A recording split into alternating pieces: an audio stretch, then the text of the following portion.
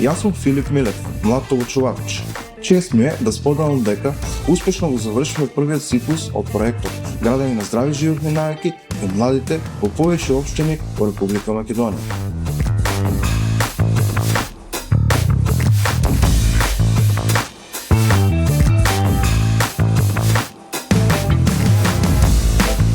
Оваа програма има за цел да развие меѓусебна почит и разбирање кај младите, да превенира врсничко и родово базирано наследство.